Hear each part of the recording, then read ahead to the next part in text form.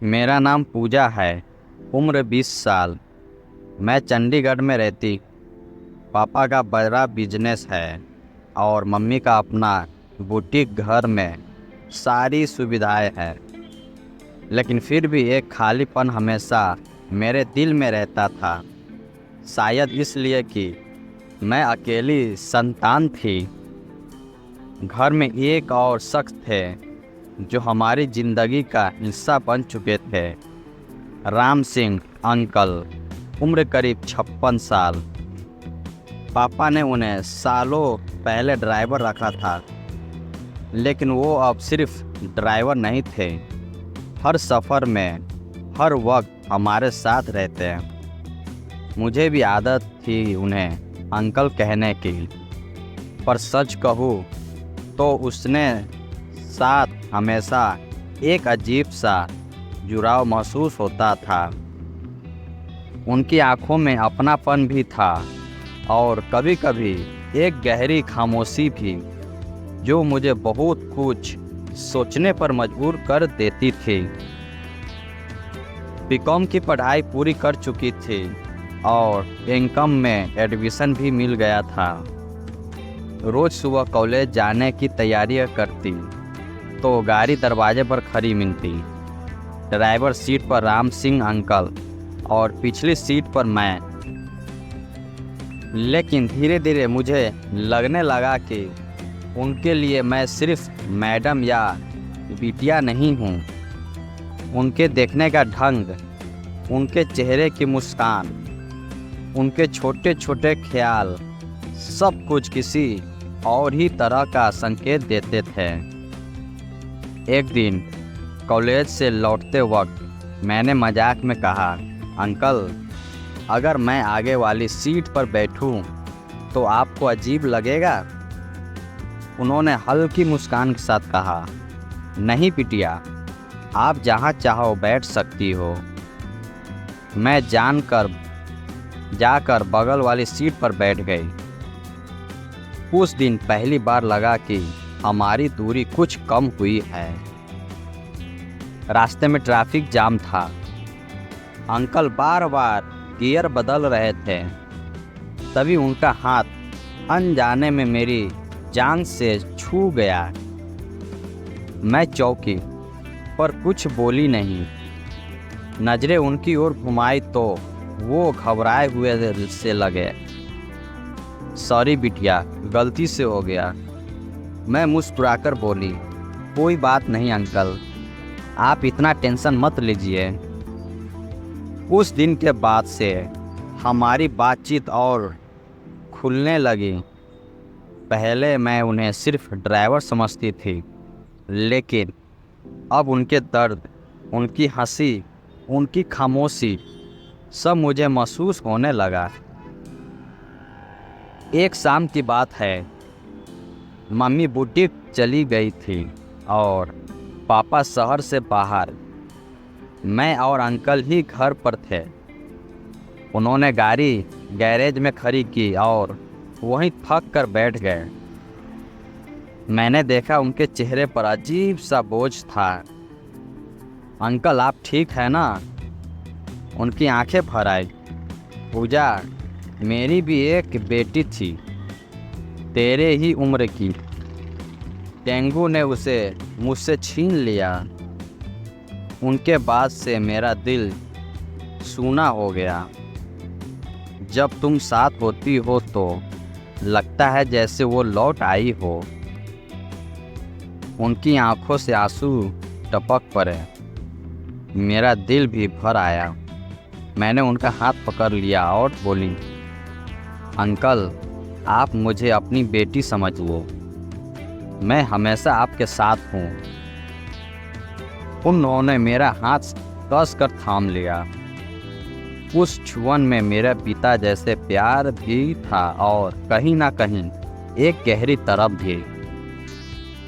उस रात उनका सिर दर्द कर रहा था। मैंने तेल निकाला और कहा, आइए अंकल, बैठिए, मैं मालिश कर देती हूँ। वो मना करते रहे, पर मैंने जीत की। धीरे धीरे मैंने उसके बालों में तेल लगाया और उंगलियों से मालिश करने लगी। आह पूजा, बहुत आराम मिल रहा है। उनकी आंखें बंद थी। उनका चेहरा इतना शांत लग रहा था कि मेरा दिल पिघल गया। उस पर मुझे लगा कि मैं उन्हें सिर्फ अंकल नहीं मान सकती। जब मालिश खत्म हुई तो उन्होंने मेरा हाथ पकड़कर कहा, तू बहुत अच्छी है। मेरी बेटी होती तो शायद ऐसा ही ख्याल रखती। मैं मुस्कुरा दी, लेकिन अंदर से दिल तेजी से धड़क रहा था। दिन बीतते गए। मैं आगे बैठने लगी, उनसे बातें करने लगी। अब हम दोनों के बीच खामोशियों भी कुछ कहने लगी। एक दिन बाजार से लौटते वक्त बारिश शुरू हो गई। गाड़ी साइड में रोकनी पड़ी। बाहर बिजली कड़क रही थी और मैं घबराकर उसके करीब आ गई। उन्होंने मुझे ढांढस दिलाते हुए कंधे पर हाथ रखा। डर मत, मैं हूं ना। उस छुअन ने मेरे अंदर हलचल मचा दी। पहली बार मैंने उनकी आंखों में सीधा देखा। वहाँ अपनापन भी था, चाहत भी। बिना सोचे मैंने धीरे से सिर उसके कंधे पर रख दिया। उन्होंने भी मेरा बाल सहलाए। उन लम्हे में दुनिया जैसे थम गई।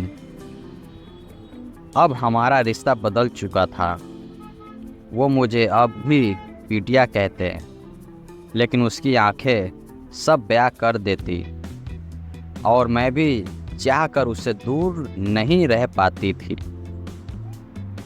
एक रात मैंने उनसे पूछा, अंकल, अगर मैं आपकी बेटी नहीं बल्कि कोई और होती तो क्या आप मुझे अपना लेते?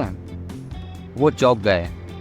पूजा, तू जानती है मैं तुमसे कितना जुड़ चुका हूँ, लेकिन तेरी उम्र, समाज। मैंने उनकी बात काट दी। समाज बाद में देखेंगे, अभी बस आप जवाब दीजिए।